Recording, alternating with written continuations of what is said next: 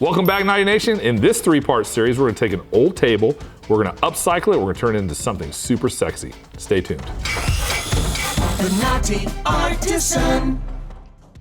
All right, on this table that's been given to us, it's a nice square table. I believe it's 5 by 5 if I remember correctly. There's a lacquer on top. So all I'm gonna do is I've got my trusty hand sander out. This one's my heavy duty sander, my Festools. I've got a 60 grit on it, and I'm just gonna give it a really good sanding.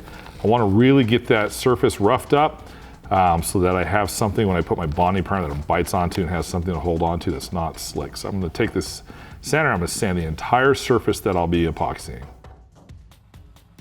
I'm gonna take special care to address the seams there. I want it so it's nice and smooth when I go over it with my hands. Now this table has a leaf in it. Our client has this, so we're gonna lock the leaf in place and we won't be using it again. So we're gonna make sure that the seams are addressed where the leaf came together and that they're nice and smooth. We'll fill those in so that when we go to put our epoxy on, we have a perfectly smooth surface.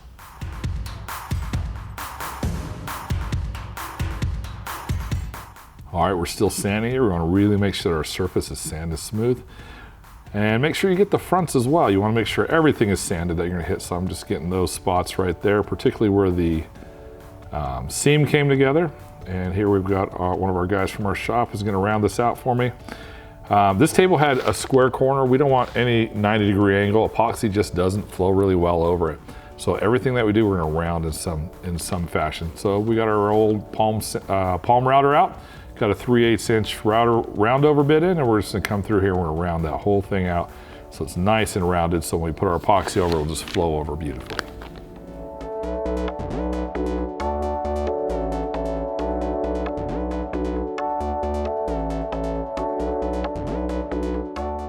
All right, now that we've got that all rounded out, I've got a 220 on a palm sander. I'm gonna lightly sand over these edges and close those out just so we have a really, really good finish on it. Now you wanna make sure you sand out your edges after you've rounded them to make sure they're not rough when you pour your epoxy. If you don't smooth them out with a 220 grit sandpaper, you'll end up with these little chicken goose bumps on there, and you don't want that, it doesn't look good. So make sure you sand it out.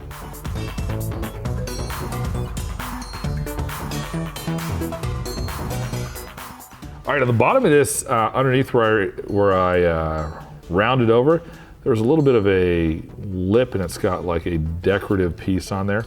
So I'm just gonna go ahead and with my hand sander, I'm just gonna rough it up a little bit. I got some 60 grit sandpaper on there. I'm gonna rough it up so when we get the bonding primer, it bites on really well and gives it something to hold on to.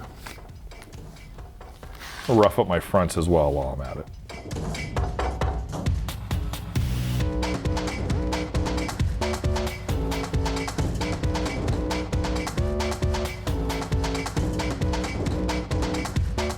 All right, so now I've got my blue tape here on. This is the portion that I do not want to get epoxy on.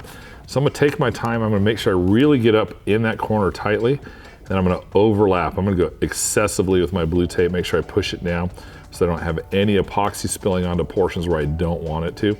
You'll still end up wrapping these entire legs with plastic and all that, but I really take my time, use the prep. Blue tape's cheap, fixing epoxy is not. It's also not easy, so a little bit of preparation goes a long way. In for a penny, in for a pound, isn't that what they say? Something like that.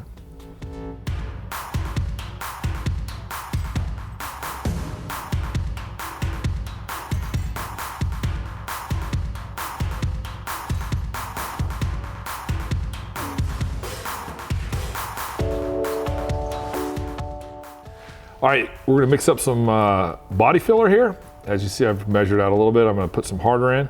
We're gonna spread this out over our seams, particularly those seams where the leaf of the table came together, and then we'll be sanding those out smooth so that we'll be ready for our epoxy coat.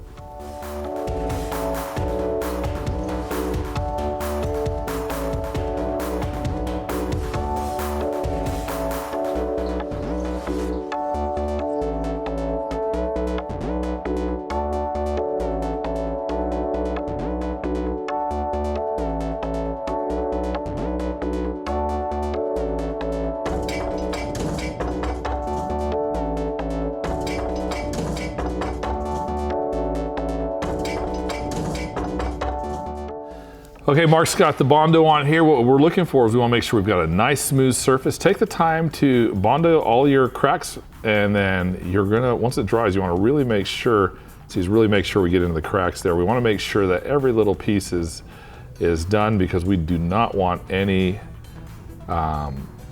surfaces we've got to go back and repair later. So we take our time.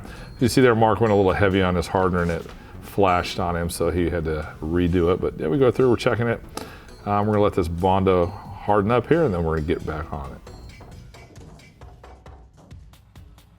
All right, now that our Bondo's dried and get the handy dandy sander out, we're gonna sand this baby completely smooth. I want it sanded to the point when I run my hand across it, I can't tell the difference of where the table stops and starts where the seam is. So we're really gonna work this baby, get it completely cleaned up.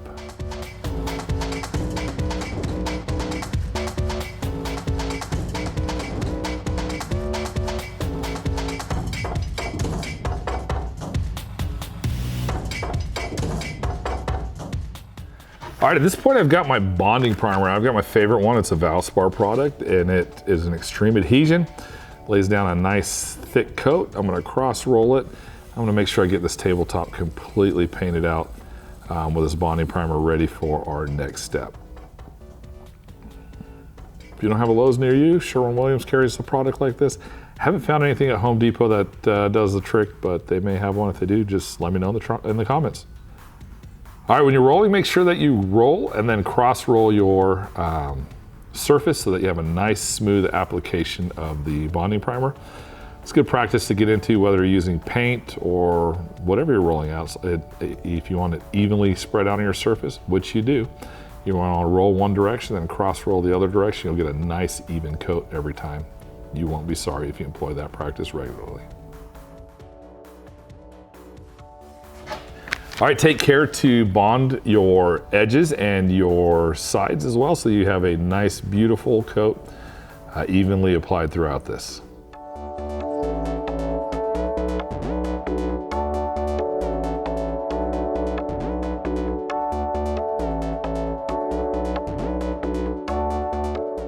All right, I've got my paintbrush out here. I just use a little chip brush, and I'm gonna give it a good brushing up under where the form is under there, where there's a non-smooth shape.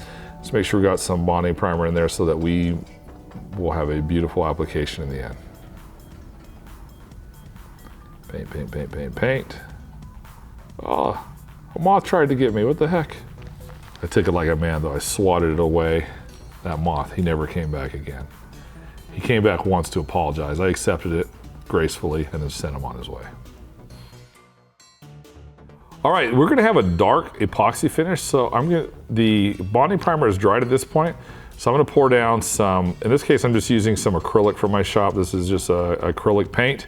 I'm gonna pour it out, it's a pour paint, and then I'm gonna use a weenie roller here and I'm gonna spread it all out. So I want a nice black surface because the epoxy design that we chose with this client, or this client chose, is a dark color. So if I was to use a white, it would ghost through and have like a weird light gray color.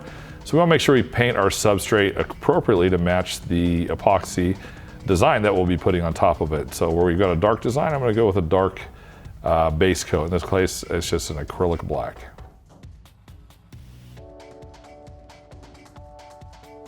And we're still painting on our black. Make sure you're cross rolling, rolling and then cross rolling every time. Give you that nice even coat.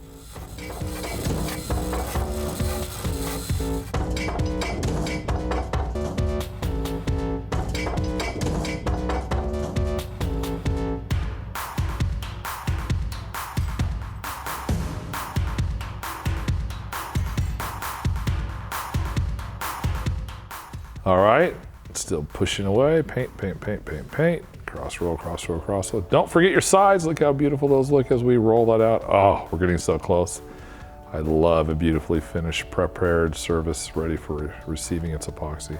Ah, this is the stuff I live for. That and Doritos.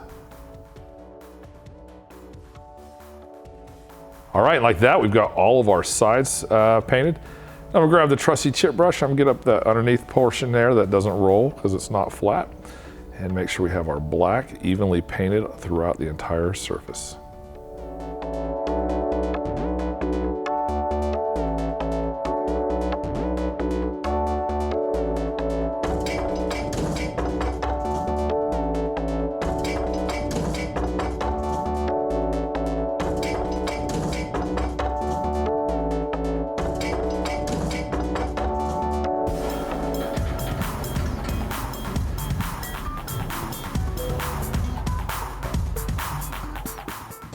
All right, we're in the final stretch here, getting those final touches of that black on there, just getting our surface ready to be poured. All right, thanks for watching our video. Tune in for part 2. The Knotty Artisan. The Knotty Artisan.